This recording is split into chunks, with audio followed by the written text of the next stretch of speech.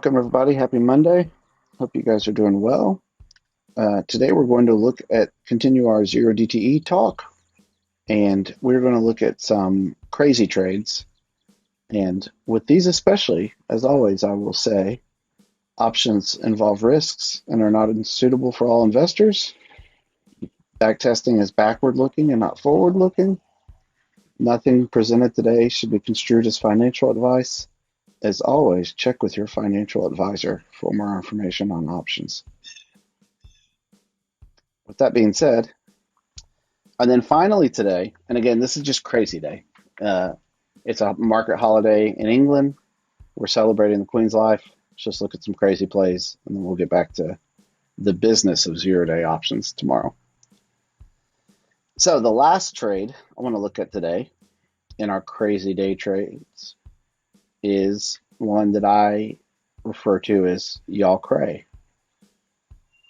And what this is truly just insane, just insanity.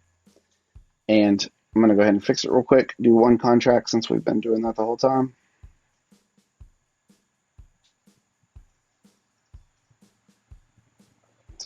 And what this one is you're selling a put 10%, 10 points out of the money, and you're buying a put 10 points below that, so 20 points out of the money, basically. And you're doing it with 5 minutes left. And it's just a runner, right? There's no stop loss, there's no profit taking. It's just madness. And what it does is you get a small credit, right? If you notice this one, because it's a credit spread, your expectancy is higher, right? You're going to win most of the time, and then sometimes you're going to just get hurt. So straight off the bat, you can look at the first one. You win $18. The next one you lose $390, and then you just go on a string. You go on a string, and then you lose $370. Then you get some that are, anywhere depending, because you're really at the mercy of where Vic says what Vol's doing. Sometimes you're collecting $1.35, sometimes you're not. But through time, you're kind of winning, and then every once in a while you get these losers. That one just expired in the money. It's not bad. Then you get these right here. Now this is interesting to me for a couple reasons. First off, I would love to know, does this one seem a little different to you guys? I'll share it. Is this one any more tempting to you than the others, the broken wing butterflies and the symmetrical butterfly?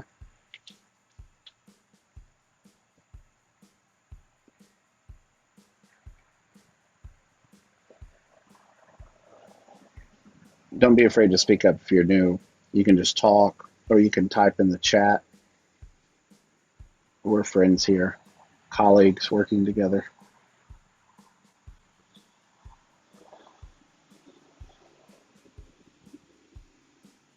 Does a put credit spread make you feel better or worse than a asymmetric butterfly or a symmetric butterfly going into the close?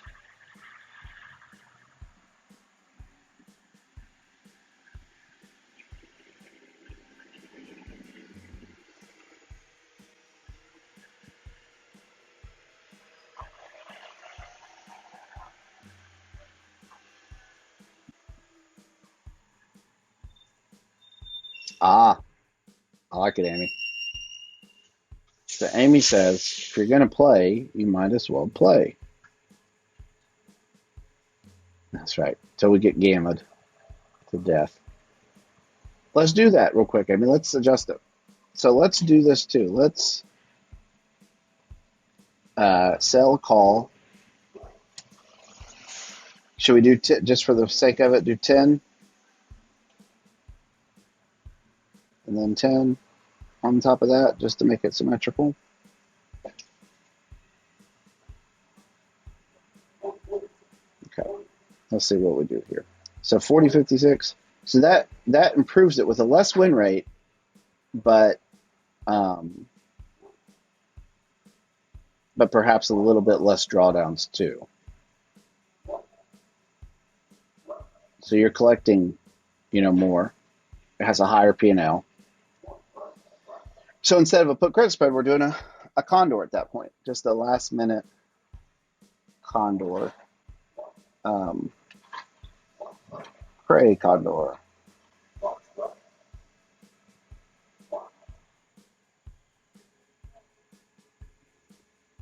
I'm gonna share that with you guys.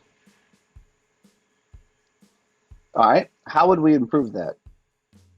I don't know if it. Well, what would we do to it? What is a good way to like beat this to death to maybe talk ourselves out of such things at 355?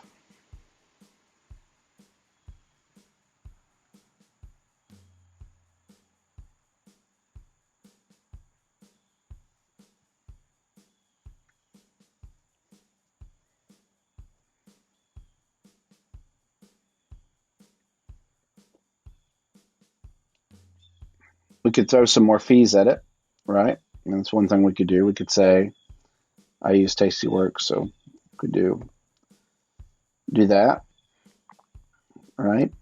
That'll take it down a little bit, I think. Not bad. What else could we do to it?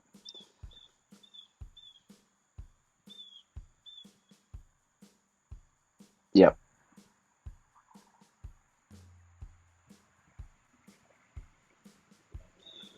10 wide. Zero with zero wings. Oh, sure. Yeah. Normally, that's right. Amy makes a good point. I mean, with 5 minutes left, the wings offer you almost no protection past 10, really, right? Like you could do, you're basically selling a naked straddle or a naked strangle if you're putting anything other than a really tight wing on that at that point, right? Because the market, you know, it will sometimes in the last 5 minutes run 20 points. We've definitely seen it happen. COVID, COVID was insanity the last 5 minutes a lot of time. I mean, I could be wrong. I think I remember watching like a 70-point move in 5 minutes. The last 5 minutes, one of those COVID days. It was incredible. But in general, obviously, um, 10 points is going to be a good kind of max loss situation for you there. Let's do this too because it's 5 minutes, and this is where I think it's going to hurt it. This is my guess. Let's put some slippage on there because I think you're going to have to pay 10 cents either side. Well, we're not going to get out. We're letting it ride. So let's do 10-cent slippage because I think that's pretty realistic. You might have to pay more. So that takes it down. I'm going to, just for the sake of it, say you're probably actually going to have to put 15-cent slippage on it. So that takes it down a little bit. Takes the win rate down quite a bit. What else could we do to it? Any thoughts?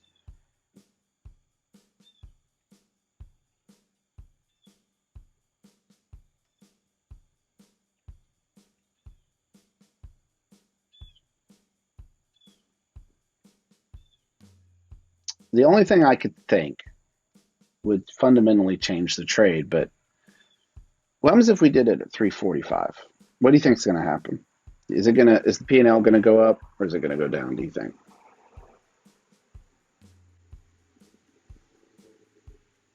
I really don't know. I have a guess, but I'd love to hear your guys' thoughts.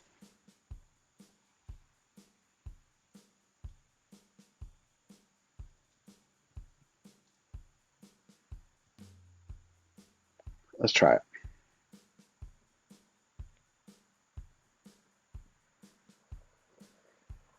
it. What a difference 10 minutes can make, huh? So that does not work at all. I'm interested, just for the sake of finishing that thought. What happens if we did it 30 minutes until?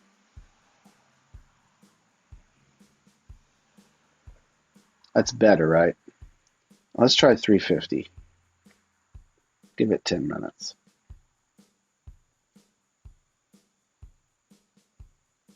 Nope. The only profitable one is 5 minutes till, which makes me sus, as the kids say. Back in my day, we used whole words, but the kids are telling me sus. Hammer, you got to come to class prepared. Very sus, Matt says, who also has young children. But if you're looking for something that's on fleek, my daughter would kill me if she heard me say that. That's cap. Yeah. Now you're beyond me now, Matt. So I don't like it, but you guys might like it, and that's the point of it. We all have different styles and things like that. I want to try one more thing though, just because I think it'd be fun. What happens if instead of that's right. What happens instead of doing a condor, we change this around a little bit and we did a fly. I'm just interested. A 5-minute fly. So we said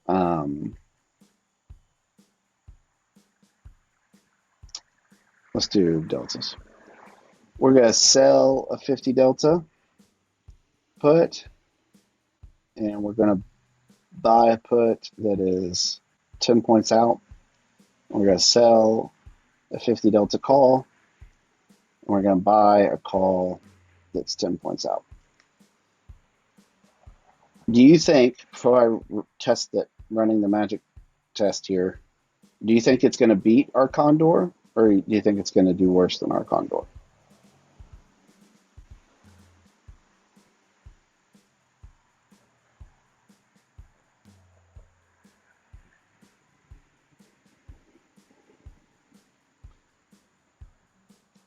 Speak now or forever hold your peace until we run the test, and we can talk about it. Let's see. 43.45. Do we have a 43.46? 43.40. Uh-oh. So this is interesting. With all that high slippage and all that stuff, we're back to before we had slippage, what the condor was producing.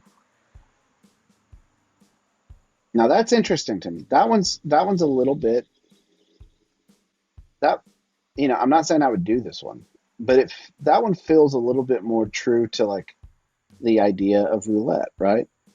Why try to like collect the spread and win 50 cents at a time when you might get a little bit more or lose a little bit more each time? Again, it's just trading style. It's all depends, really. I mean, once you're trading 5 minutes left, you're your own breed anyway, so you got to figure out what works for you. But this one's interesting because you go through it, you win over 50% of the time. So because you're collecting that premium, you've got a little bit more expectancy.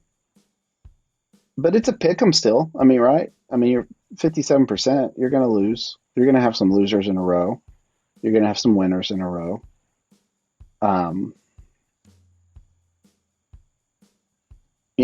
That one's interesting. Let's save that. I'll share it.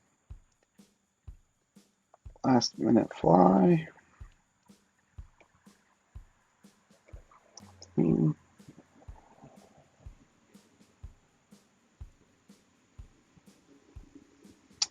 then one more. Let's do this. Let's change this. Do one more thing with it and just see. And that is, let's go back a little bit. Let's go to 2018. Again, does that really change whether you do this or not? I don't know. But it's, if you find one that's interesting, go back in time and see what it does. Happy accidents, Bob Ross. What's interesting to me is that doesn't, I mean, it's a loser, but it's kind of like it's almost like a break-even play because, again, what's interesting is your win rate doesn't change over the last 4 years, which shows me that it really is a pick 'em play. It really is kind of like you do it or you don't do it. And I think, yeah, I ignored the wide bid ask spread. But there's some things you could do to this, and this is the interesting one thing to me. I don't know, but you could do some stuff where you could say, I don't even know if it would change it at all, but you could say, man, look at that row. Goodness gracious, that's 1, 2, 3, 4, 5, 6, 7, 8, 9, 10, 11 losers in a row in 2018. That's hard. It's hard to stomach that. So, I mean, what could you do? What could you do on that? You could maybe say things like, I don't want to do, I want to use gaps. Uh, I want to say like days where we have gapped more than a percent either direction. I don't want to put this on because perhaps the market's a little the market's a little cray. It's a little frothy that day. So maybe that improves it. No, it doesn't improve it at all. But those are some things you could do. You could test it with gaps. You could do technical indicators. I don't know what that's going to give you 5 minutes left, but you could try it. Um, you could do intraday movement. You could say, I don't want to do this when we've moved up a percent in a day. It is a sus market.